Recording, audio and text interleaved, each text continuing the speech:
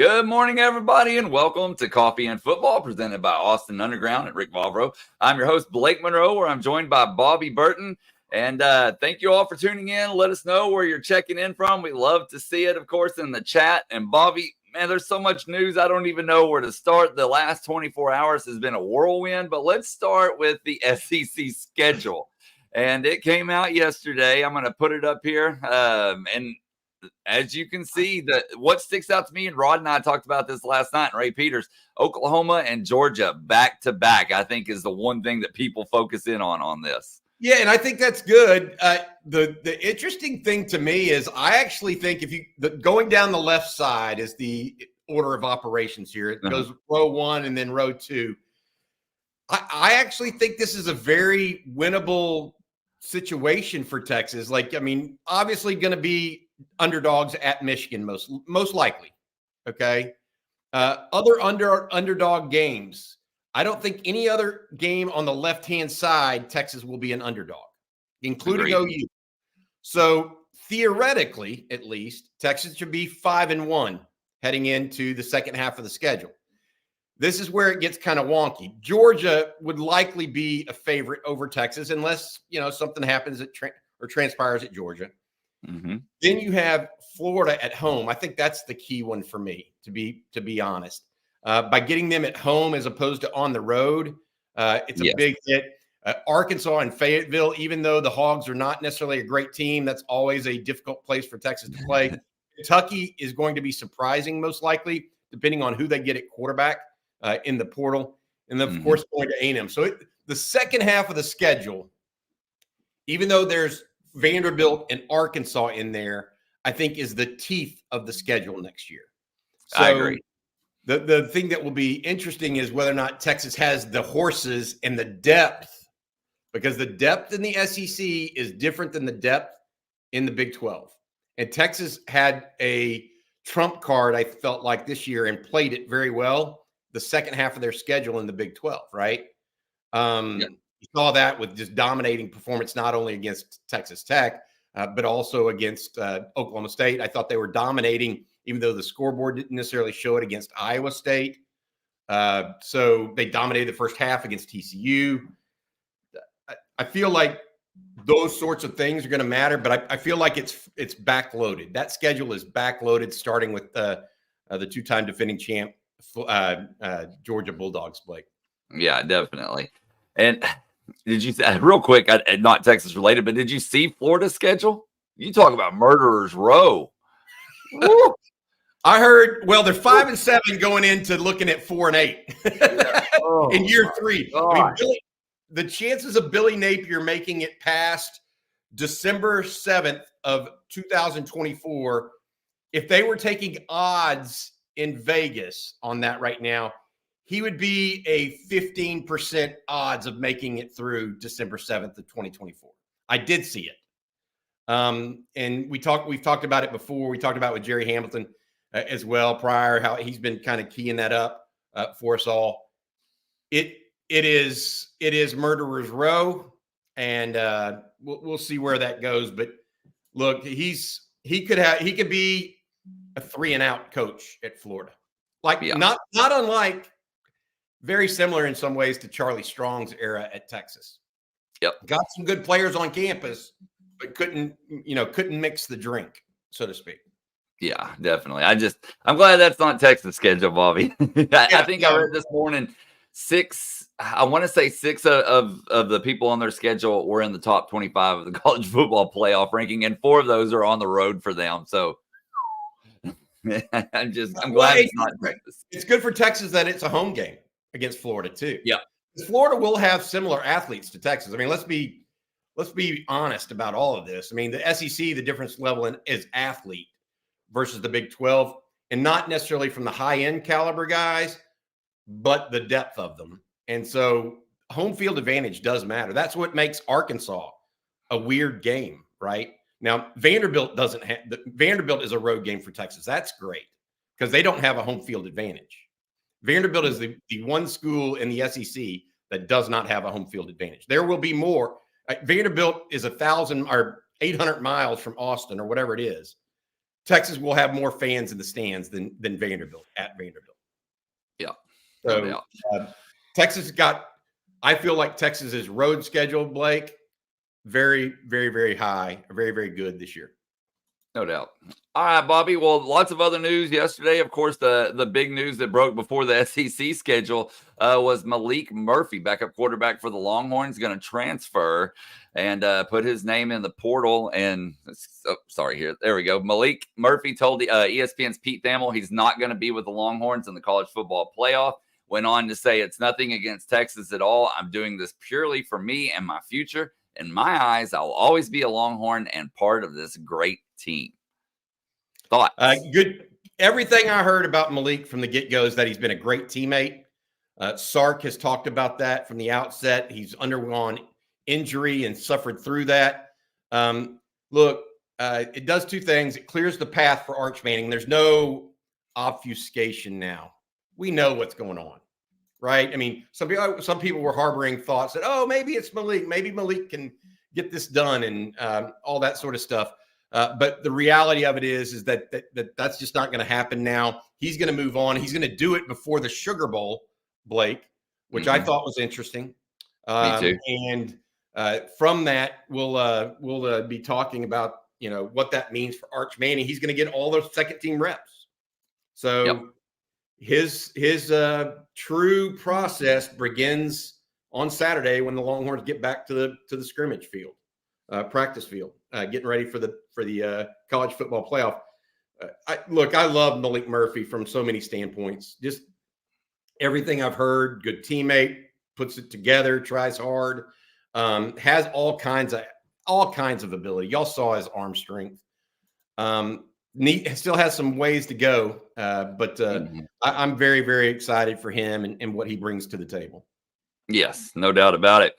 All right, Bobby, and then we had some more big news yesterday, of course. I mean, like I said, it was just an action-packed day yesterday. One of the busiest days for Longhorn fans in a while, I would say. But four-star Kobe Black, of course, committed to Texas. Big get there, and I'm going to put up his rankings there. As you can see, 4-star by all the recruiting services out of Waco Connolly. But how big is this get for the Longhorns? Well, you see all 4 stars by every single one. Ray Peters was there for us yesterday, talked to his coach. Hopefully we can have that interview for you guys later, talking about Kobe more in depth. But here's the thing with Kobe. Number 44 overall player in the country, according to On3 consensus ranking. Number 4 cornerback, number 10 player, Blake, in the country. And all right, so I number 10 player in the state of Texas. All of that going on right now for the Longhorns, it just was the coup or the cherry on top of a pretty big day. We talked to Rod Babers about him because he's a cornerback, and he just likes that he's a baller. Yeah. The one thing that we heard yesterday that Rod really took notice of, by the way, is that he's talking about taking Ryan Watts' place in the boundary. So he's more of a boundary corner, they think, for the Longhorns out of the gate, which is interesting because obviously Ryan Watts gone next year. Only returning corners of note. Xavier Bryce hit the portal for Texas as well. So Manny Muhammad, Gavin Holmes, Terrence Brooks. Beyond that, maybe Warren Roberson is staying at corner. But look, 21 commitments now for the Longhorns. Hey, by the way, look at this. I want to say, here's one of the things that makes me upset about rankings at times. There is a situation. I've got to take a phone call. Blake, you take this and talk. I've literally got to take this phone call. This is news. No, go ahead, Bobby. All right, guys. So, and one thing that Rod did mention yesterday that he really loved about Kobe is that he has great hands because obviously he plays wide receiver for Waco Connolly. So, as you can see in a lot of these clips, great ball skills. And he said, I believe Rod's direct quote was, hands that would make a wide receiver proud, as you can see in some of these clips here. So, Texas definitely getting a heck of a recruit in Kobe Black. And I'll let this run for just another second here before we move on to the next one and wait for Bobby to come back. because we also have some other news about visits coming up this weekend, of course. And I have no clue what Bobby's working on, but very, very big news there as Kobe Black, the 4-star corner out of Waco Connolly, commits to the Longhorns. And I think he's finishing it up, and he's coming back in right now. So here he is, Bobby. All right. But I was telling him, one thing that Rod loved about Kobe was that he plays on offense and has great hands. He said hands that would make a wide receiver proud. Yeah. The other thing, I want to say this about the hands. It's not the one thing that I talked to Charles Power, head of recruiting for On3 rankings. And what they have dinged Kobe for more than anything, it's not his play on the field. So, and I say dinged, and he's ranked the 44th best player in the country. Okay. What they think is, oh, well, he scratched his 40 times everywhere he's went. When he went to Under Armour camps or whatever, that's the thinking. Well, we don't know if he's truly that fast, right? And they may be right. Okay. But when you watch him on film, he's running away from everyone every single time. Yeah. It's not like it's if he may be a 4.55 guy. Bryant Westbrook was a 4.55 guy and went top 5 overall in the NFL draft.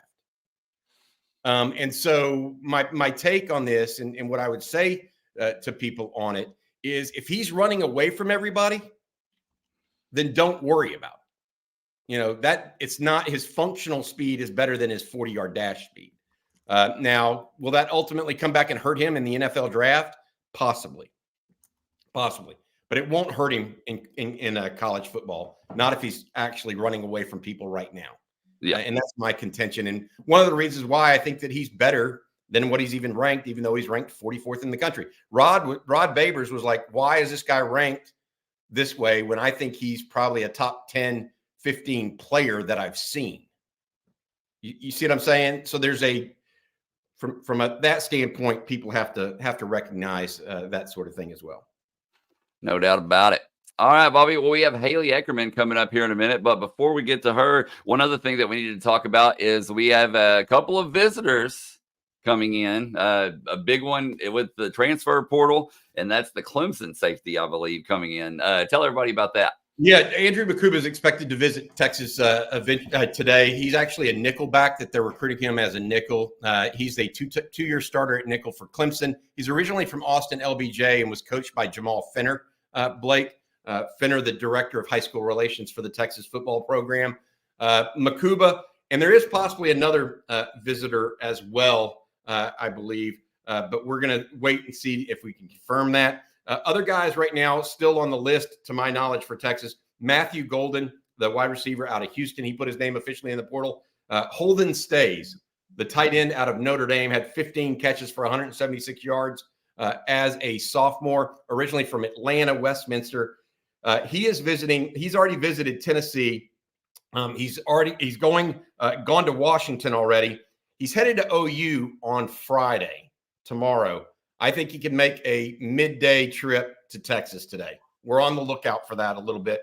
Then you have Trey Moore, Jamari Caldwell out of Houston, the defensive lineman. Moore, of course, the edge prospect from UTSA. And here's a new name for folks that you haven't heard yet in the defensive backfield. He's also a nickel. Brandon Johnson out of Duke is in the portal and would be of interest to the Texas Longhorns.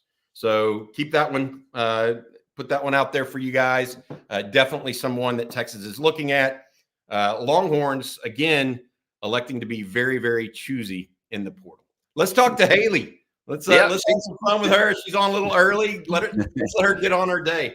All right, we're gonna bring her in, and Haley, you're oh, there you go. I was gonna say you're muted, but you're good now. So how are you doing this morning? I'm good. How are you? We're here and we're good. Hey, Haley, national champion Haley Eckerman, by the way, for the University of Texas. Thanks and for coming into the program. The reason we're having you on today, it's a pretty big day in Longhorn volleyball. Texas in the national semifinals later today. They take on Wisconsin. I believe the game's at 8:30. Is that right, Haley? I think so. Right? I'm normally in Eastern time, and so I'm so confused now on what time. I even had to text Blake, like, you said 8:30 Central time, right? Like, I just got here to Iowa yesterday, and I'm like, I don't know if my app has updated on the ESPN website to tell me what time it is, but I think it's 8:30. Yeah. I got you. Well, Haley, thank you for joining us. And you're now the head coach at Kent State. Is that accurate? Yes, correct.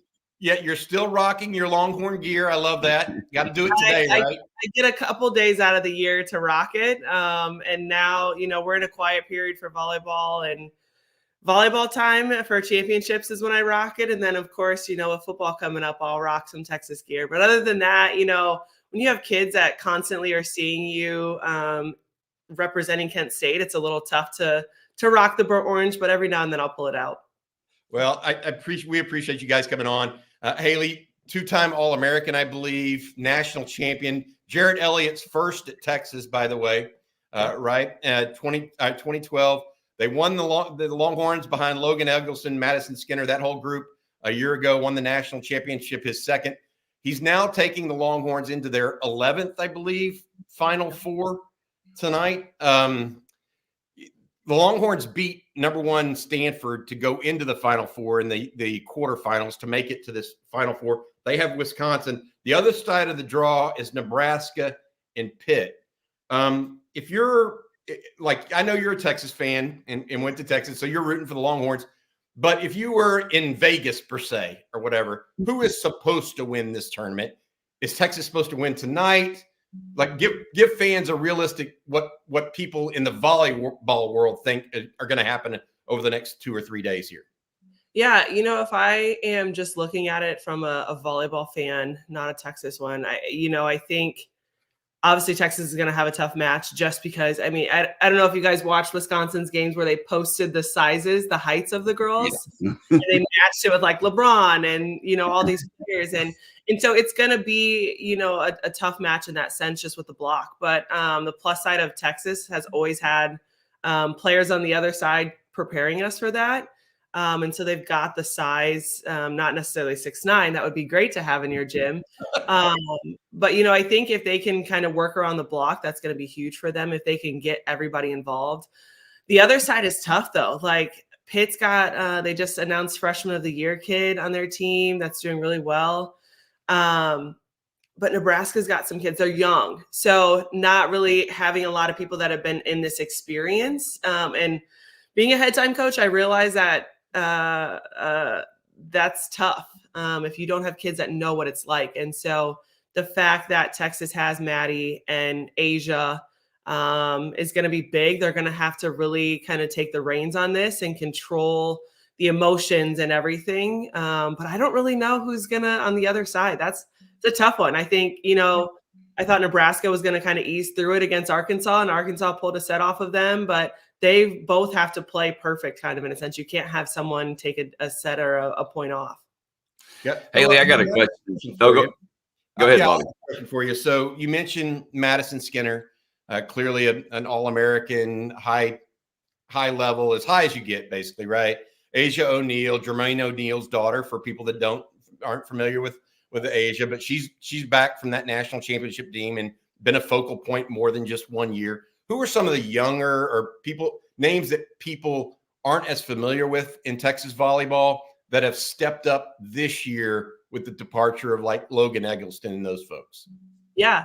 Obviously Ella, the setter, to have a freshman come in and really do what she's doing is really good. And I think that's the piece, though, that Asia and Maddie will have to kind of continue to guide her and kind of rein her in and not let her get frayed, if anything, if they hit adversity.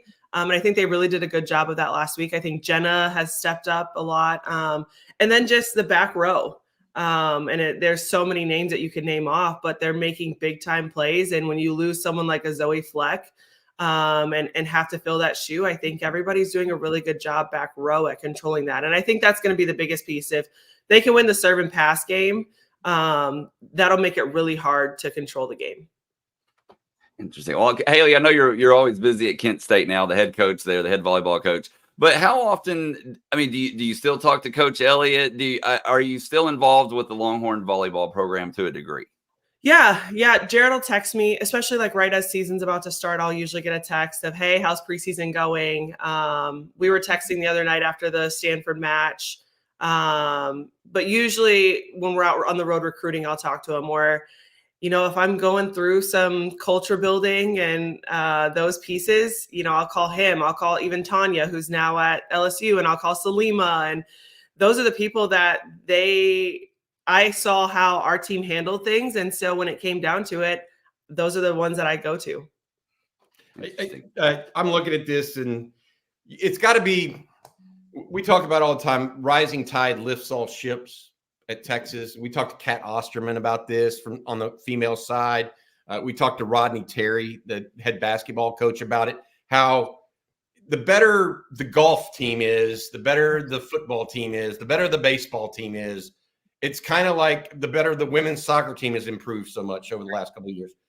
It's like a rising tide lifts all ships, and it's not inner competition among the sports, but it's inner pride, that you're fighting pride. You don't want to be the one that's wearing the burnt orange that's not kicking butt, right? Yeah. Is that kind of the feeling?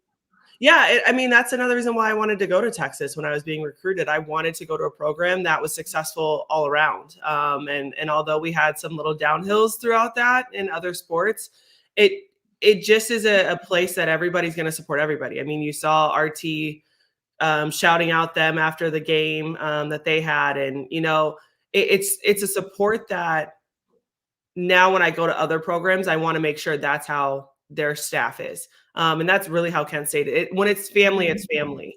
And you can tell it's not Chris Del Conte saying, hey, RT, when you go into this press conference, go shout out them. Or, hey, RT, I need you to come watch the football game, the Big 12 conference game. Like, they're wanting to do that. And I think that's the piece that then allows their athletes to want to support. And then when I see a basketball player at my game, then I'm going to want to go support basketball. Like, it just makes it to where everybody wants to support everybody, but it starts from the top down. We have a viewer question that I think is actually a good one here from Christopher Weatherford. He says, Haley, what's been the toughest transition for you from being a star player to going to a coach? And what do you think? Do you love the recruiting piece of it? Yeah, this year was really a test to that first question because I was trying so hard to fix things as a player. And we would go into games and I'm like, well, when I played, this is how I would do it, or this is how I would approach it. And I had to kind of realize, not necessarily lower my standard, but change the standard. Because Texas volleyball is at a whole different level than Kent State. So you get to where you're like almost disappointing yourself when you're wanting them to go beat a national champion team. And they're not going to get to that point yet. And so especially we were young and kind of immature on the court. And so that's been the hardest piece, is having to take myself out as the player and try to figure out how to fix it as a coach. And kids have changed so much. Like, these athletes are so different. And trying to figure out how to navigate that and how to navigate kind of what they need to be successful. As far as the recruiting piece, it's definitely difficult in a sense of, if you're not a Power 5, it's hard to get the flashiness. Like, kids want flashy and they want money, and NIL, if you're not in a Power 5, is kind of tough to get. Like, we don't have collectives that are giving $1 million to the program. So trying to really find kids that are going to be loyal to the program is hard, especially because right now we're on a quiet period. And so we're on that until February, which tournaments start in January. So you go the first 2 months without getting to see kids play. And how do you see the kids that you want to play? And it's tough, but it makes it fun, when you can get them on campus and you really get those kids that are bought into your program. So I got to ask this. I remember when you started coaching at Tarleton, Coach Schindler actually lived down the street from me, like a few houses down. And then you went over to TCU. What drew you to Kent State? And tell folks what y'all got going on there right now. Yeah. So obviously with Joe being let go at TCU, I was kind of at a point of and never wanted to leave Tarleton, but when an opportunity to work for TCU, a Power 5, came about, and it was an hour down the road, it was a why wouldn't I kind of thing. I was almost in a sense of wanting to be locked down and bought into a program for multiple years. And as an assistant coach, that's kind of hard to do. I was at Lamar before Tarleton, and my boss, I got let go there. And then wanted to really just kind of find some stability. I was tired of living out of a box for 8 months and packing up and moving to a different city. So started to kind of look into the head coaching spots, came across Kent State from a couple people that kept mentioning it. And it's crazy. It's one of those things like when you start thinking about something, it starts popping up. So their basketball team started playing on CBS Sports and all that. And I'm like, what are the odds that now I'm getting ready to interview and now I'm seeing, that they played against A&M and they played against Iowa in football, and took the visit and was like, am I ready to move back to the Midwest? Do I want to move out of Texas? My name is so much bigger in Texas in the club world, and fell in love with it. It's when I say that, when, I talked about that family piece, like, I think we have like 30 to 40 employees that either were Kent State alum or had worked there and came back. And my values and morals just of understanding that I got the chance to go play professionally, but not everybody else is going to, and that they value boldly preparing for life after sports. So wanting to make sure that when these kids are done here, they know what job is next, or they know where they're going to go to grad school next, or what they're going to do next. And that's something that I value as a coach. And so just those pieces kind of fell in. And when I left the interview, I called my mom at the airport and I'm like, I want this job. Like, now I hope they get it, because I don't want to get my hopes up. But like, I really want this job, and it's been great. My first year I got there and I kept everybody, all 18 of their kids. So it was great because we had kind of a program established. And then I graduated 8 and 5 went in the portal.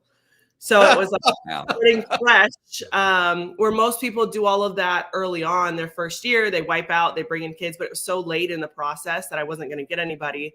And the way our volleyball season with recruits work is kind of June 15th that year before that class is when you really get to kind of know kids. So the 2023 class was pretty much already like taken over. So this year I had 11 new kids and I only had 4 from the returning team. And so it was like year one all over again. And then on top of that, we had injuries. I don't think I had one consistent lineup the whole season. I had 3 kids with COVID one week, and it was just like, what else can happen? And what is the trainer going to text me to tell me who's out right now? I think at one point we had 7 players and all of us coaches had to play, and I had to bring in former alumni to play. And so now is kind of the culture building year, and getting that established this spring. Haley, thank you so much for joining us. I got to ask you, who you got tonight between Wisconsin and Texas for entering into the college finals of the volleyball championships? So we used to have an alum or announcer with us, Geeter, and he would always say, "Tonight and every night, I ride with Texas." And so, of course, I'm riding with my Longhorns. Haley Eckerman, thank you. Head coach, Kent State University. Hook 'em, Haley. And best of luck with you in your future. Thank you. All right, have a good one. What a great representative of the University of Texas, and very, very happy for her as she moves forward in her life. And Longhorns play Wisconsin tonight. The first match, and how it works, Blake, actually the first match is between Nebraska and Pitt. And just like a basketball tournament, they wait about 30 minutes, 45 minutes for the next match to start. So it's not a hard and fast time when the Longhorns will play tonight. So you may be up late watching them, but we certainly appreciate her. National champion, Haley Eckerman, two-time All-American as well. Blake, before I want to give you guys some information that I just got, but first I want to say thank you to our sponsor, Austin Underground. Since 2004, Austin Underground has specialized in difficult commercial installations. The team's engineering background gives Austin Underground the ability to perform work other firms often consider too risky. Rick Vavro and his team offer an end-to-end client experience, including seamless communication, budgeting, staffing, and top-notch trade partners. And most importantly, they produce solid quality work every time. That's Austin Underground. Appreciate them and their sponsorship. Rick Vavro and his team do a great job for other businesses. All right, so a couple of news and notes. Texas, apparently not. We do not expect Juice Wells, the wide receiver from South Carolina, to be in this weekend after all. That's what we're hearing as of right now. The Longhorns seem to be focused on other receivers, including Matthew Golden out of the University of Houston. We also have mentioned Holden Stays, the tight end out of Notre Dame. We've mentioned Trey Moore, Andrew Makuba. We expect him, the nickelback out of Clemson. And then a new name for folks to be aware of, Brandon Johnson, a nickelback out of Duke as well. But right now, we do not expect Juice Wells on campus this weekend. Very interesting. A lot of stuff happening, Bobby, today or the next few days. Maybe as busy as yesterday. Hey, let's talk about Trey Owens a little bit too. Trey's coming on the show tomorrow afternoon with us.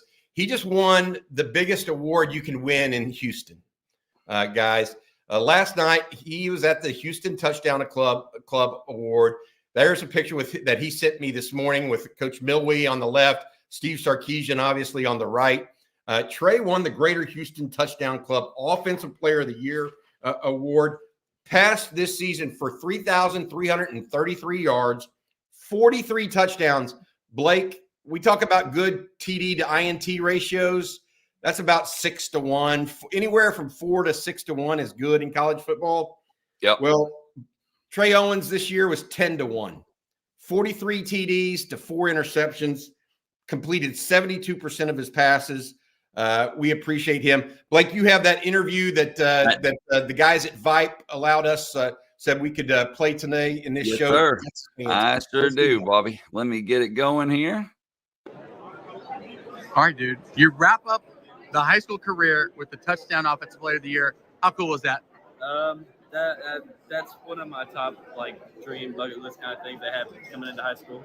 All those big name guys winning it. Obviously, when I was a little freshman, I thought it was pretty cool if I win it. So, it's a blessing. I mean, all glory to God and family and coaches and teammates and friends that have been with me this whole process, and it's awesome to see it wrap up this way. How cool is it with University of Texas coaches here as well with the support? It's super cool. It was awesome. I didn't even know they came to these, so seeing them here it's pretty awesome, and then obviously winning it in front of them is even better. So hopefully it leaves a good impression, and then I'll be up there in January to start practicing with the team and everything. Finally, just talk. All right, Bobby. So as you could hear there, he's pretty excited about it and honored, obviously, that Sark and the guys came to watch him there. Yeah, no, he's excited, and he should be. I mean, I also want to say hat tip to Kenny Harrison, the former Longhorn player who's now the coach at Summer Creek. They play in the state championship game on Saturday. He was named co-coach of the year in the greater Houston area, along with Willie Gaston, the head coach over at North Shore. So Kenny Harrison also winning an award. Sark, by the way, last night, Sark, Jeff Banks, Kyle Flood, all in attendance at that, and AJ Milwee, obviously, all in attendance at those award ceremonies. Not only was Trey Owens up for it, Nate Kibble, the offensive lineman out of Atascocita, was up for it. And then Jordan Washington, the tight end, he was not up for the award, but they made a home visit with him last night as well, Jeff Banks and Steve Sarkisian. Hey, Bobby, sorry to interrupt here, but I just got some news myself, and this is going to answer Gage's Sheets question. Dylan Dessou will be available this weekend against LSU, so he'll be making his season debut for the Longhorns, which is a huge, huge get for Rodney Terry because they've been needing him back in a big way. Absolutely. Anything that adds to that, because they have been – now we're going to see if Rodney Terry's preseason evaluation of the team and how he wants them to play will actually work, because they've been kind of doing it with one hand tied behind their back, going inside to come outside. And so we'll see now with Dessou if this strategy that not only Rodney Terry, but Frank Haith, Chris Ogden, those guys have thought about and tried to utilize all year actually comes to pass with Dessou back in the lineup. Yeah, so huge get there. That's really going to help them out. All right, Bobby. Well, if you're ready, I'm going to let everybody know about Prize Picks out there. And Prize Picks is a skill-based, real money daily fantasy sports game. You simply pick between 2 to 6 players, and if they'll go more or less than their Prize Picks projection, it's just you versus the projections available instead of battling thousands of other players. It's really simple to play. It takes almost no time. I can make my picks and submit my entry in less than 60 seconds. Which I love. Prize Picks, it also adds a ton of excitement to the sports viewing experience. You can watch your progress update in real time. You can win up to 25 times your entry amount, and you can easily cash out your winnings with quick withdrawals.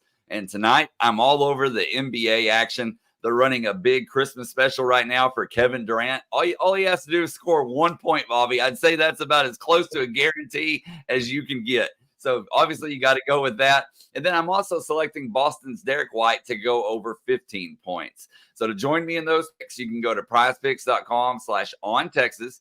You can use promo code ONTexas, and they'll give you a first deposit match of up to $100. Again, prizepicks.com/ontexas, promo code ONTexas. Get that first deposit match of up to $100. Join me in those picks. Get in on that Christmas special with Kevin Durant because, I mean, that's a no-brainer there. And that's Prize Picks, daily fantasy sports made easy. I tell you what, it looks to me, Blake, like Prize Picks is one of those games that can get addictive. So be aware of that, guys, and make sure you're smart. But one point for Kevin Durant seems like a no-brainer a little bit to me. But I have had my fill of trying to figure that kind of stuff out for a long time. I know you've been doing it for a while. You like that app, Blake, and everything? I do. It's it's definitely a different way. That's what I like about it. You're not really going to get that anywhere else, like with your normal stuff. So picking rebounds or points or assists, whatever. It gives it like a different avenue, I guess, to do stuff like that. And that's what kind of makes it fun to me. Not always the best at it, Bobby, by any means, but hey, that KD deal, that's going to help me out tonight. There ain't no doubt. Yeah, well, here's the reality of it. It's daily fantasy. If you enjoy it, you enjoy it, right? Yep. And so best of luck to those people. Make sure you use that $100 match program if you just use code ONTexas. Use code ONTexas, and that'll get it done. They're running all kinds of Christmas specials, so you got to jump in on that every day. But let's move on, Bobby. We still got a lot to talk about. We got some super chats that we need to get to, and if you're ready, we'll go ahead and jump over to them. Yeah, and I have one more piece of news. Let's hear it. So I've been holding this back until we got more. I got some additional confirmation. Texas still expecting Xavier Filsaime for an official visit this weekend. That's a young man out of McKinney. Blake Gideon and those guys expect to do a home visit today with him. I'm hearing that it is still possible that Ty Anthony Smith comes in on a visit, even though it is being said publicly that he is not. So we'll wait and see if that's actually reality. I mean, Ty Anthony he's got people pulling him from every single direction. The Jasper head coach right now is saying, hey, let's let him be him. And I think that's a great idea, to be fair. He's trying to get through it. He has affirmed his commitment to A&M, but we don't know what's going to happen this weekend. And I'm being told it's not Hunter Andrews, but I'm being told that there's another player in the high school ranks that is expected to be on campus this weekend for an official visit. So let's know that. That person, by the way, is not D'Alen Evans. Somebody's asked me about him. I was told that Aaron Hampton and on their unofficial visit, or excuse me, their home visit yesterday, Aaron Hampton out of Dangerfield has reaffirmed his pledge to Texas following a visit with Blake Gideon. Well, Blake Gideon met Aaron Hampton at the Chipotle in Longview, Texas yesterday. Well, guess who else was there at the Chipotle visiting? And that was D'Alen Evans, the longtime commitment to Texas A&M that also visited Florida. He is now not expected to sign with anybody in December. Another A&M commit possibly peeling off here. Yes, he probably ate 2 bowls, whereas Aaron Hampton and Blake didn't eat one. Dalen's 6'4", 290 pounds. But he is now visiting. He says he's visiting Texas, USC, and Oklahoma in January, according to On3's Jerry Hamilton, our friend Blake, long-term, and will remain friends forever with him. He told them that Texas, USC, and Oklahoma getting visits in January, although A&M, to their credit, trying to get Evans back on campus this weekend to try to close him out of that deal, but we shall see how that goes. All right, now we can go to Super Chats. I think I ready the basket with all the news that I have right now. I think people, even the people that put in the Super Chats, I think they probably thought that news was well worth it. So to wait on their Super Chat. All right, this first one here from Michael Schuler, Bobby. He says, checking in from Leander. Where's the party going to be at downtown after we win the Natty 25 days from now? Hook 'em. I like it, Mike. 25 days from now. I can't even imagine. I don't know yet, but I am a Houston native. So if I'm definitely going to New Orleans. I know where the party is there. It's going to be at Manning's. We've talked about this.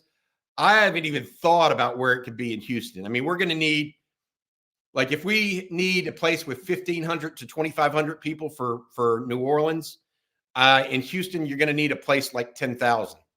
So I can imagine somewhere downtown. There's a couple different parks that are in. I mean, I don't know. And you could take the good thing about that, you could take the tram from downtown Houston. Well, we're getting ahead of ourselves. I don't want to do that. I want to jinx it. Let's focus on Washington. I'm too superstitious to do that. Don't do that to me. Don't do that to me. Let's focus on Washington right now. Win the Sugar Bowl. Bobby, I gotta go ahead and admit I was wrong. I picked Toller yesterday against Timpson, and Timpson wiped the floor with Toller last night. Justin Dowdy says, Blake, don't bet against the speed of East Texas. 100%, you're right. 100%, I was wrong. Brett Rasco, 100%, you were right. 100%, I was wrong. And then Casey here says, did you see the rest of that game last night? Toller was completely outmatched athletically. The more I watch, I feel like Toller should have a different offensive scheme for their skill set. Toller does what they do very well. They went to the state championship, though. Yeah, and they do what they do very well. I have heard some things behind the scenes that may have affected that. I don't want to get into it, but, hats off to Timpson. Hats off to Terry Bussey. He was amazing last night. There's no doubt about it. But, Bobby, I don't know if you know this or not. He had the A&M sticker on the back of his helmet. However, he was wearing Texas gloves during the game. These kids, they love toying with was part of the fun. And I believe with that. I mean, and someone can correct me in the chat if I'm wrong, but I was sick last night. I didn't get to really watch it. I'm gonna go back and watch it this morning before the new games begin. But I believe he wore Texas gloves first and then LSU gloves in the second half, or maybe vice versa. But he's obviously, getting people's attention with that, because it's definitely some message board chatter, no doubt about it. So, but yes, you guys were right and I was wrong. I'm happy to admit it. So, all right, Bobby, let's see here. We got some more questions. Captain Americano, let's talk about Washington for a minute. He says, with Maalik entering the portal ahead of the playoffs, I'm assuming Sark is preparing a package for Arch in case of injury. What do you think that would look like? Would it be heavy on the run game and RPOs? Man, this is a great question. Look, Arch does have a running element to his game that Quinn lacks, period. We've seen that already, right? Even in limited action with Arch. I think it would be RPO heavy. I don't think you want to throw into coverage with Arch a bunch as a young player, right? I mean, they'll try to trick him. The problem, you don't want to also go into that game. It'll depend on what the score is, right? So if that happens, say in the second half, third quarter, and it's 24-21, it would be different than if it's 24-10, what you would do. And so I think it's game dependent, but I definitely, as far as an overall offensive scheme, you would have to think they go RPO and maybe a little zone read action at times, because as good and as talented and as accelerated his development is, because who his parents are and uncles are, et cetera, I think that you still have to go with things that a young quarterback can do in the heat of the moment. And what is good about Arch Manning and all these young quarterbacks coming out, they throw RPO game early in their high school career. And so they're accustomed to throwing RPO. So I think Americano's right. I think you go RPO. I really do. And hey, a good point brought up here. I thought I started, but I believe it was Archmania. Yeah, he says, guys, Arch has been in this offense or this type of offense for 5 years now, because what they ran in high school is kind of similar to what Sark does. So got to think that would help him. We We have a super chat here from JAR. Thank you, Jay. And he says, y'all scare me to death by the thumbnail. I had me thinking Byron Murphy was in the portal. It is too early for that. LOL. I haven't seen the thumbnail yet. I'll have to check it out here in a minute. Well, Malik Murphy's in the portal, guys. We should do a reset a little bit, Blake, because there's been 700 people join us since the beginning of the show. You want me to try to do that real quick? Yeah, go ahead. Run it down, Bobby. So news of the day. All right, let's start with this. Here is the schedule for the University of Texas. It was released last night, the SEC schedule. As you can see, there are 7 home games for the Longhorns. It starts and goes down the left-hand side, and then the second half of the season is on the right-hand side. I really believe the second half of the season is kind of loaded. Georgia, Florida, Kentucky, A&M. Those are all 4 top half talent-wise in the SEC, okay? Arkansas and Vanderbilt are not in the top half, but Arkansas, as we know, is always going to be tough on the road for Texas. Yeah. It's a lifelong rival for many people. Arkansas, that's kind of like going, I don't know, to Texas Tech. Like Texas sees Tech as a little bit of a rival. Texas sees Arkansas probably as a little bit more of a rival, the older people do, like myself. But it's kind of like that. It's kind of a nagging rival, not a true rival.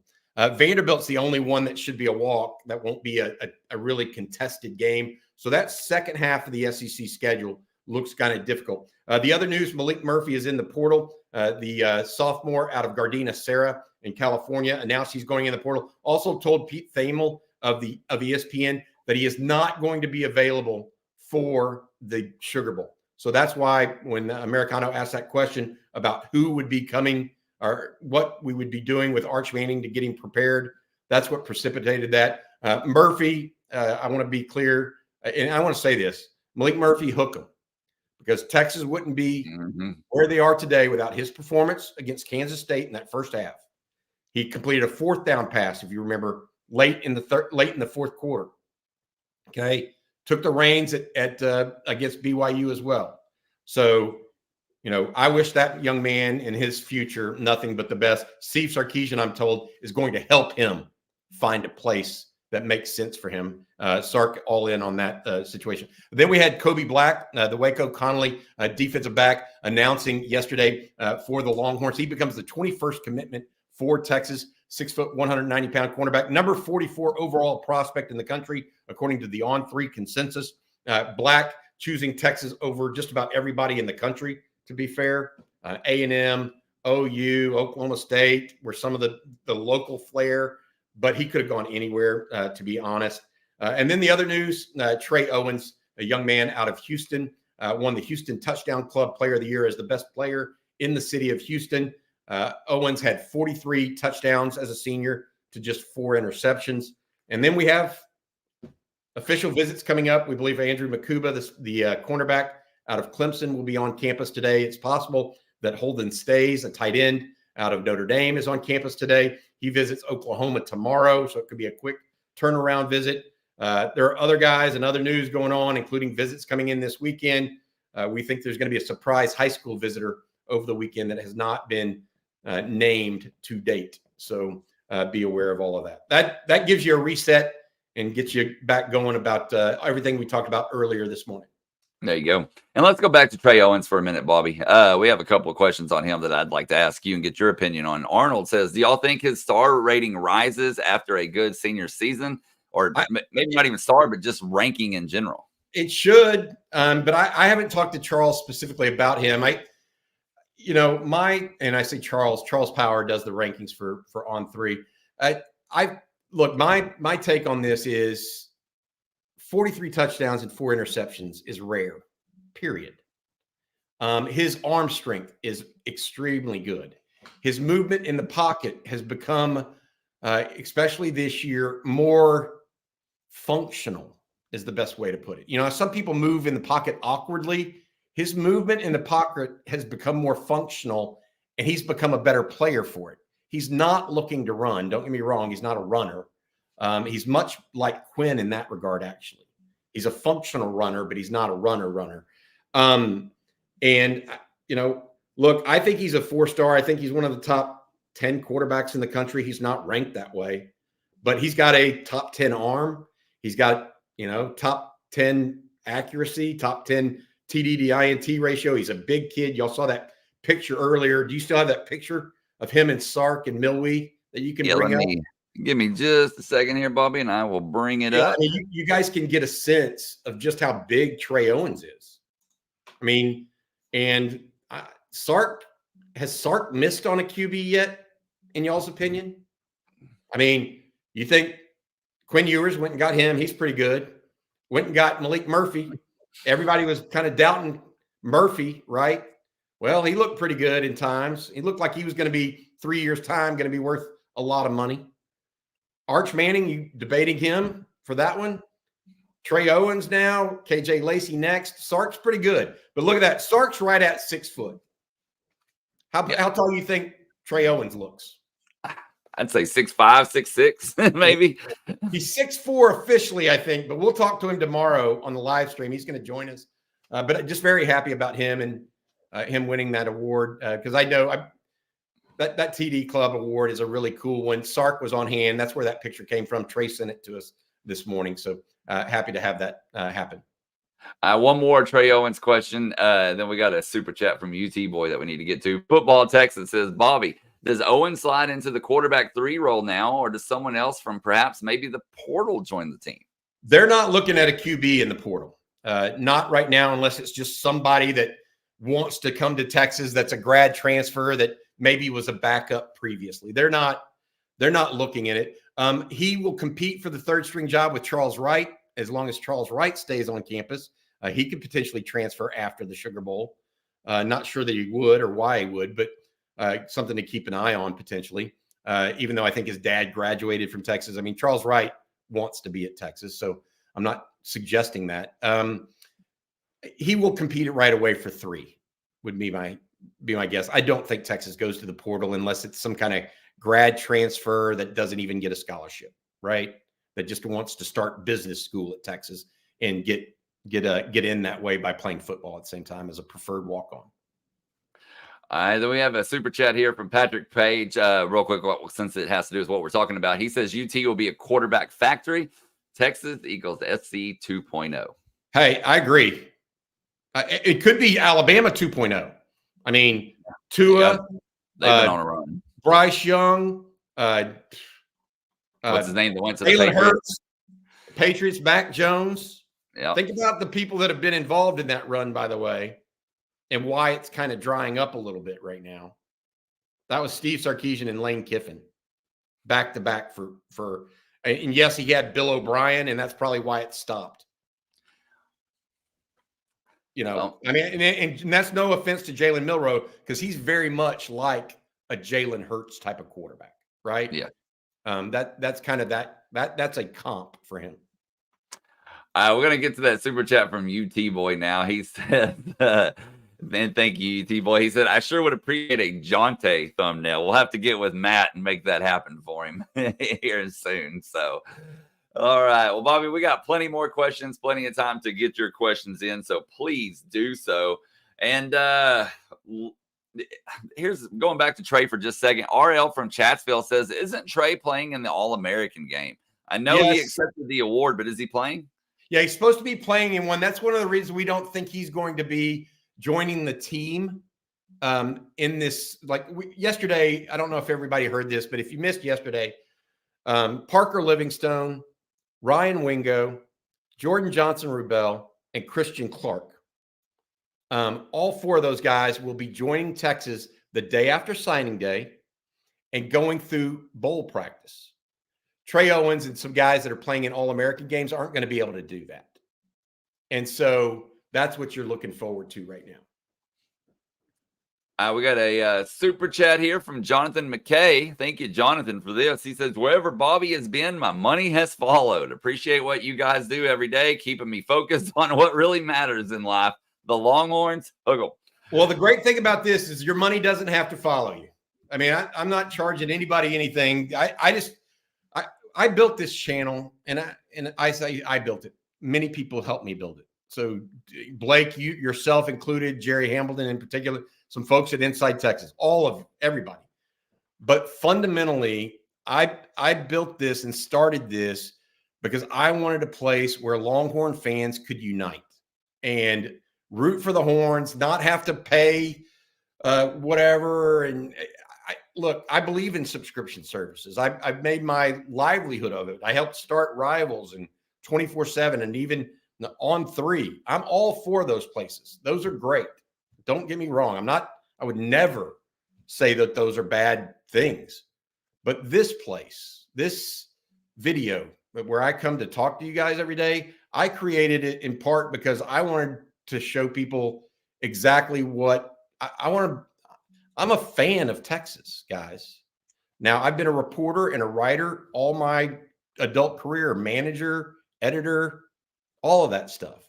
But there's never been a place where fans could go be fans and relish in it and rejoice in it, in my opinion, and not be divisive or persnickety or whatever.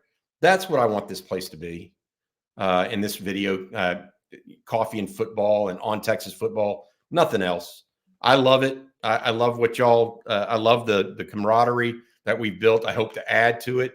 And I hope to see people again that have never been here, that haven't been here. But we'll see where all that goes. But I love Texas, and I hope you guys do too.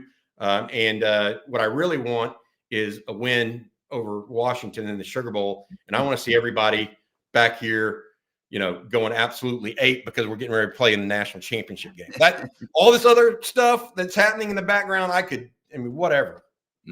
Texas beating Washington, Texas signing a great recruiting class, so this train keeps running. I'm just in the background saying go, and saying go, because I do enjoy the news and that section of it. But ultimately, you guys, I think y'all are just like me, and hopefully I'm just like you. That's my thought process. I agree, Bobby. I think that's what we all want to see is. What else? What else matters? Look, go beat the what out of Washington so Texas can play for a national championship. Don't we want that? That's all I care about. I like this comment from B. Valorian. He says, Bobby, reading the Manscaped ad has kept me running into the bowl. And speaking of, Bobby, it's time to let everybody know about Manscaped. And I got it right here. Santa, baby, the season for a fresh cut is finally here with the sponsors of today's show, Manscaped. The leaders in below-the-waist grooming have just launched their 5th-generation performance package to help you avoid another silent night in the bedroom this year. Take care of your special snowflake with the Lawnmower 5.0 Ultra and watch your South Pole shine like never before. Get the best stocking stuffer of all by going to manscaped.com and using promo code ONTEXAS for 20% off plus free shipping. And guys, I guarantee you that Mrs. Claus will thank you. I personally use Manscaped products. I can tell you that without a doubt, they are the premier product out there. It also makes a great Christmas gift that you can stuff any stocking with. Manscaped is a one-stop shop for all your holiday needs. They have the perfect gift in the Performance Package 5.0 Ultra, which includes loads of perfect stocking stuffers. And what could be better than giving the gift of good hygiene and, of course, a few good laughs with it? Starting with the Lawnmower 5.0 Ultra, this is the crown jewel of the holidays and, dare I say, the best ball trimmer of all time. The electric razor's advanced skin-safe technology is a lifesaver and known for reducing nicks and cuts on your Santa sack. And if your boxer game is weak, then take care of your chestnuts with Manscaped's Boxers 2.0, featuring their signature jewel pouch to keep you calm, cool, and collected. So get 20% off and free shipping with code ONTEXAS at manscaped.com. That's 20% off with free shipping at manscaped.com by using promo code ONTEXAS, and you can say ho, ho, ho to a well-groomed mistletoe with Manscaped. Oh, you're muted, Bobby. I just going to say, Blake, you're a better man than me to be able to read that with a straight face. Better man than me. I love it, Bobby. All right, guys. I just want to say this for the people that are over the age of 50. There's a reason. That's all I'll say. I don't go there. Oh, man. All right. I love the comments, too. I have to look away from the comments while I'm reading it because otherwise I'll start laughing. And so I like to go back and read them afterwards. But I love it, guys. I love it. We got some super chats we got to get to, Bobby. Ron S. here. He says, thanks for doing these chats. I'm now going to New Orleans as a result of watching this stream every day, and I'll be at Manning's. Thank you, Ron. Bobby, why don't you tell everybody about Manning's? Yes, I love this. I mean, so yesterday I talked to the folks, the Texas One Fun folks, and Rick over there at Surly about this. This is so awesome. We actually had people reach out trying to figure it out. There's still some VIP tickets left, but only if you use the code Bobby right now. Otherwise it's sold out. The VIP ones get you premium alcoholic beverages. The general admission is still open, and what they have a cash bar, so you can do either or. So you don't have to drink $100 worth of alcohol on that day. But obviously, if you want to go for the VIP, you certainly can. But the great thing about this is that it's at Manning's, and the place is owned by Archie Manning, right? We're going to get together. There's already over 400 people signed up, I think. As of yesterday, it was 300. Now there's 400. This is going to be the biggest party of its kind. I'm going to be there doing some shows, talking to everybody. It's just going to be fun, man. It's just going to be fun. $50, and this is what's even better. The $350 per 100 is just the credit card fee. It's really a $100 amount that goes to 50 of it goes to paying for the food and the non-alcoholic beverage. The other 50 goes straight to the Texas One Fund. And so Manning's has over 100 TVs, right? There's going to be all kinds of stuff going on there. And it's New Year's Day. It opens at 10 a.m. You literally can watch football games from there all day, hang out with Texas fans. It can be your headquarters. You can come in and out, all of that stuff, right?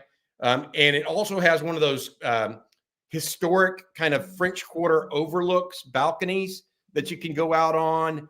Then as you see this thing right here, the jazz band playing in this picture that we're looking at, Blake, There's going to be a second line parade that leaves Manning's at 6:15. So the game starts at 7:45, an hour and a half before the game.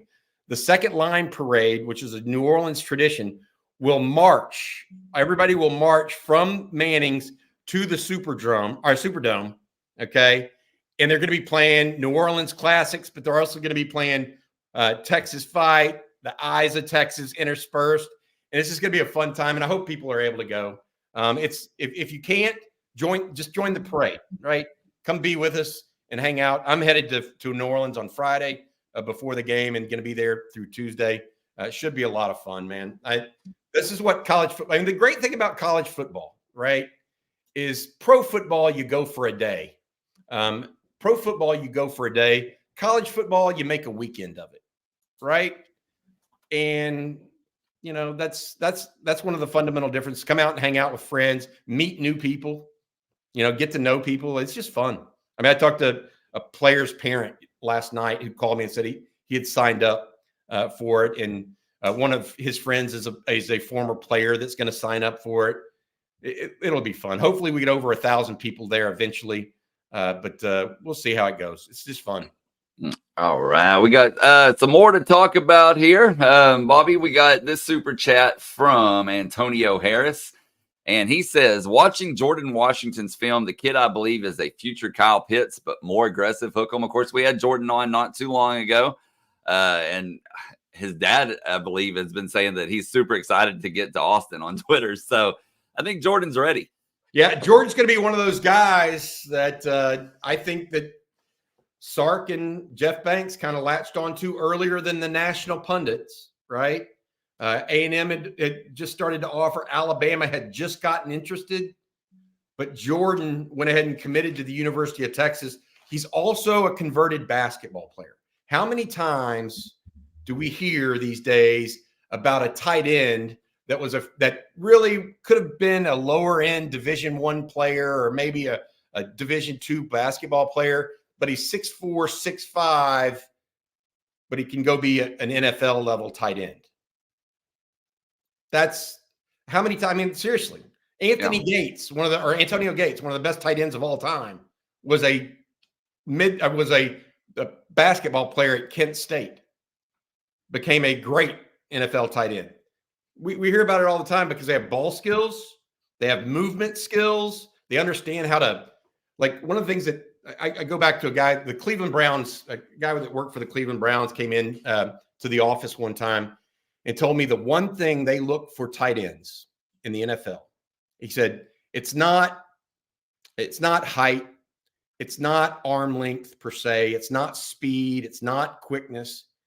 It's one word, mismatch. They don't care how you mismatch with someone per se, whether it's height, arm length, speed, quickness. They really don't care.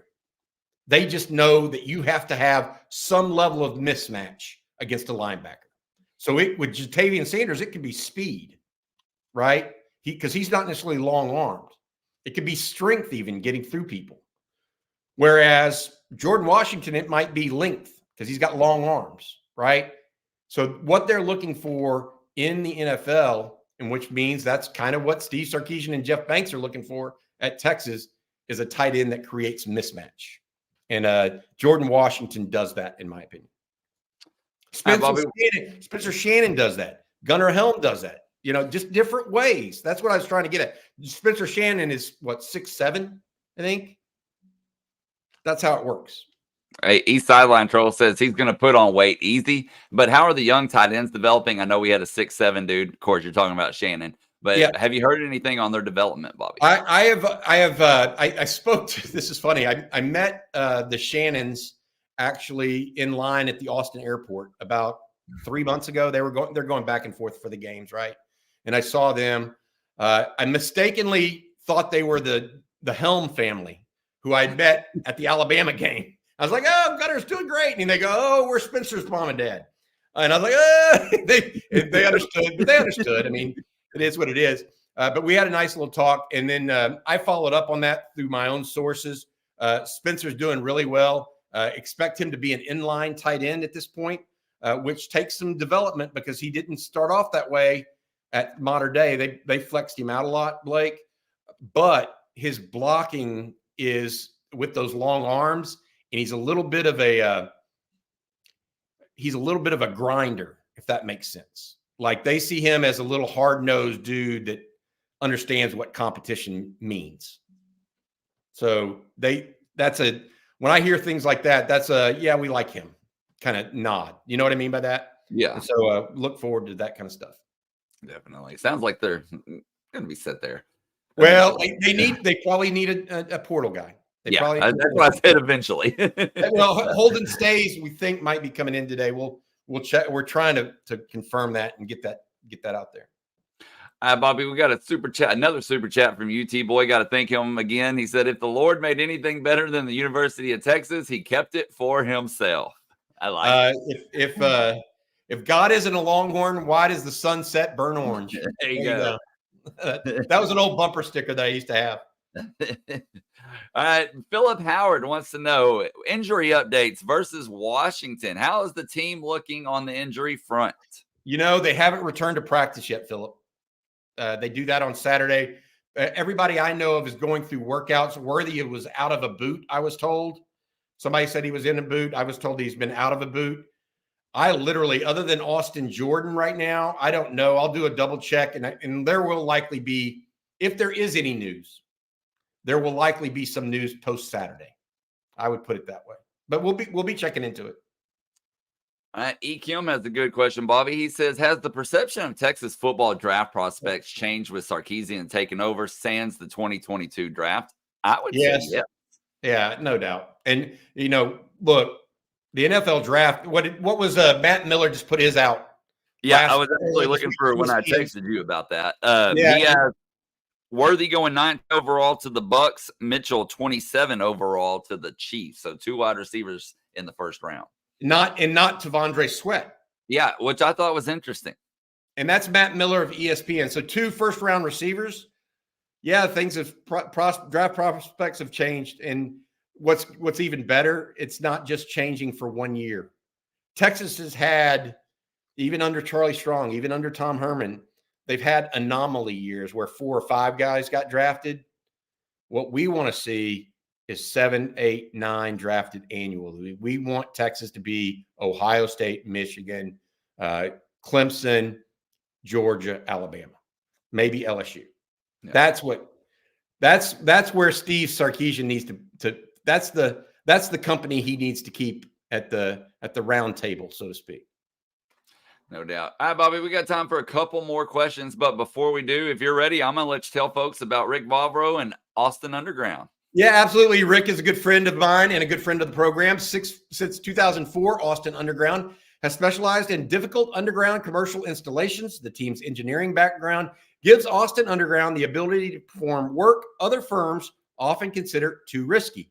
Rick and his team offer an end-to-end client experience, including seamless communication, budgeting, staffing, and top-notch trade partners. And most importantly, they produce solid quality work each and every time. That's Austin Underground. People, if you have anything private or public in the public works department that needs help in the underground area, laying pipe going from one place to another for big buildings, give Austin Underground a call. They are the source in and around the city of Austin.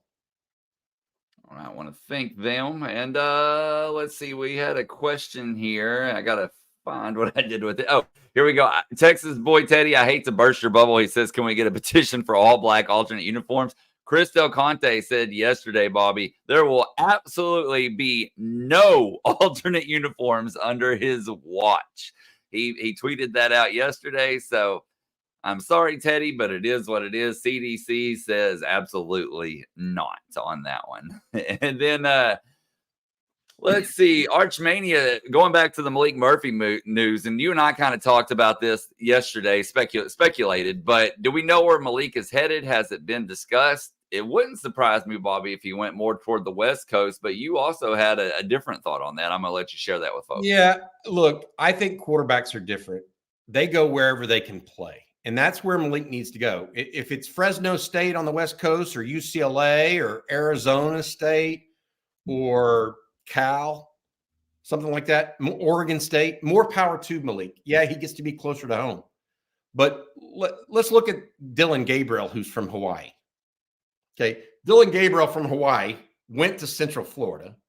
Then he went to Norman, Oklahoma, and now he's headed to the Pacific Northwest in Oregon.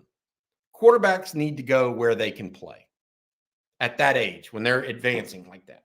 And so, you know, the great thing about Malik is that he came out of high school extraordinarily raw, and he has now sat in Steve Sarkisian's quarterback room with AJ Milwee for 2 years. He will be the better for that.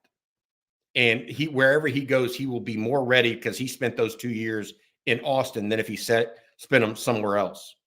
And again, I just think the world of a guy that tried to give everything he had to the University of Texas, and it's time.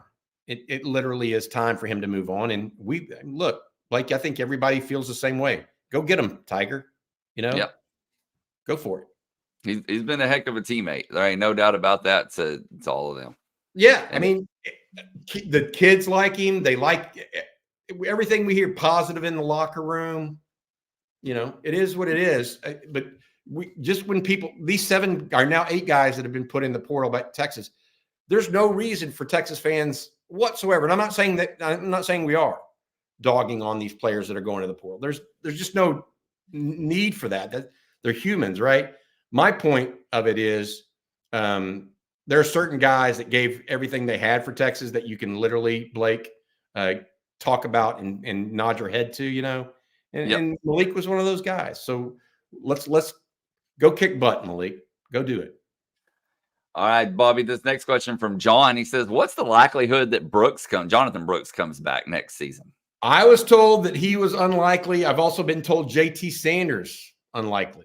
I know that there's some conflicting information about that, but look, both those guys, potential NFL guys that I don't know that's been decided by anybody yet. But the last I was told is Jonathan Brooks was leaning heavily to going pro. Heavily. All right. And then we'll do one more. Actually, Bobby, I'm going to answer this real quick if you don't mind, because I have been asked this numerous times and I've never said, Blake, whose autographed the baseball is behind me? So the prize one over there is 2011 College World Series team from Texas. Augie is on it, which I think is like the coolest one. I got a lot more besides these, but there's Drew Jones, Evan Carter, Drew Stubbs is over there. Tatis, I got a Tatis ball. And one that I'm probably about to get slaughtered for in the chat. There's a Johnny Manziel autographed baseball right behind me as well. So I'll take all the hate coming from that, but it is. Did you pay him while he was in school? No. Did you give him like the $50 or whatever he got from the Miami agent while he was a sophomore at A&M? Jesus, Blake. It was given to me. It was given. I did not pay any money for it, but that is another one. I got loads of them, but that's a few of the ones that are sitting there behind me. I need to add a couple more over there. I need to redo all that back there because it's starting to be a mess. But anyway, all right, throw that one in the pool and let it get water soaked. And then I'm afraid to even look at the chat comments now, but you should be. Oh man. All right, Bobby, we'll do one more question here and then we better get out of there. And I'm anxious. I want to hear your answer on this from Rick. What player in the Texas secondary is most likely to go first round in the future? The only one I would say is first round is Derek Williams. That was going to be mine. And the reason why is I don't, as much as I love Manny Muhammad's savvy, I mean, because he's just a baller, right? I mean, I think he's kind of like, he reminds me of Nathan Vasher. And that's the guy that Rod has kind of pointed to. And I agree with him. He's kind of, Nathan played, 7-8 years in the league. So it's not like the only issue, I don't know that Manny is that 4-4 corner. I don't know that he really gets up and runs that well. I think he's 4-5, but he's got such tremendous ball skills. He makes up for it, right? And he's got really good hips and really good body lean. But Derek Williams is the guy because he has all of the speed, the size, and he plays safety, not corner, right? And so, so of all of the guys in the Texas secondary right now, that's the one that I would say I would circle most likely as a first round. Second one would be Manny. Third, not sure. Terrence Brooks is probably a mid-round guy at this point, unless he runs better. And then I haven't seen enough of Jelani McDonald or Warren Roberson yet, but those guys come highly, highly recommended too. Yeah. No, I'm with you on Williams. That was going to be my choice. And then I thought maybe Muhammad borderline, but I don't know. We'll see. I like him. I mean, dude. Yeah, he's a hell of a player. Don't get me wrong. But, I don't know if he's first round. Well, the first round's a beauty contest. Yeah. I mean, we just talked about it. I mean, we just talked about the guy that won the Outland, Tavondre Sweat, not being in the first round. Yep. That's a tall order. I mean, it just is. And so, so you asked me most likely, I'd say Derek Williams at this point. I'm with you 100%. On the team, let's talk about on the team, though. Quinn Ewers, Arch Manning, Kelvin Banks. Yep. Those are three others that I would say right now that I would lean to actually all three of those guys being more likely first rounders than not. Hey, Bobby, and I haven't checked this, but Gage Sheet says that Makuba just tweeted he won't be at Texas today. If that's the case, that's the case. I mean, I believe him.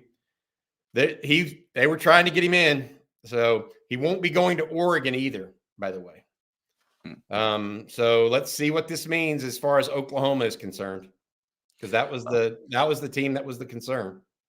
I know that you'll definitely follow up on it and have an update later today on Texas football. And speaking of that, Bobby, tell them what you got planned for today, right? On Texas football. Absolutely. So the UT Brotherhood podcast with DJ Augustine and Royale Abbey returns with Nick Shuley. That'll be back. Also, I had a one-on-one sit down with Greg Davis, the former Texas offensive coordinator. I got up with Greg to talk about the Texas team this year and what he's seen. And then later tonight, Football Theory returns. It'll be Rod Babers and Bob Shipley breaking down Texas versus Washington. It'll be Bob's first go at doing a Football Theory podcast with Rod. It should be fun. Rod said he had a great time with Bob taping that. So be prepared for that later tonight as well. And, of course, we'll be back if there's any breaking news as well, Blake. Yeah, and Donald Brett, yes, you did miss the Manscaped read. You can always go back and rewind it. But, Bobby, that's a heck of a lineup, man. I mean, it really is. When you think about the basketball portion, Bob and Rod, that's going to be awesome. And then you and Greg Davis, that's some awesome content, no doubt about it. Longhorn fans should love it.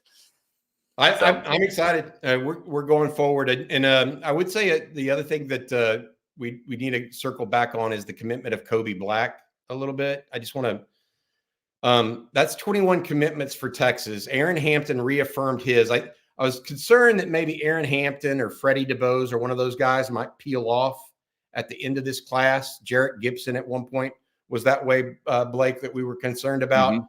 But it looks like all of those guys are settled. Texas has more than 10 of these guys coming in for unofficial visits this weekend, Blake. So it is a big weekend on the 40, and we'll see how it comes out. That's right. Hey, and then don't forget, Freddie DeBose will be playing in the state championship game tomorrow. Today, you got a good lineup, too. Albany and Malikoff and Franklin, and then Gunner and Tidehaven. So some really good games starting today. So you can consume all that on Texas football content throughout the day and watch the games, and a great football day, no doubt about it.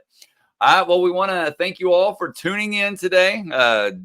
Thank you for all the super chats. We got to thank Rick Vavro and Austin Underground, Manscaped, Prize Picks, and then Haley Eckerman as well for coming on. That was very interesting. Don't forget the women volleyball team in the Final Four tonight against Wisconsin. There's not a set time, as Bobby explained later, but you can catch that on ESPN. So good luck to the volleyball team tonight.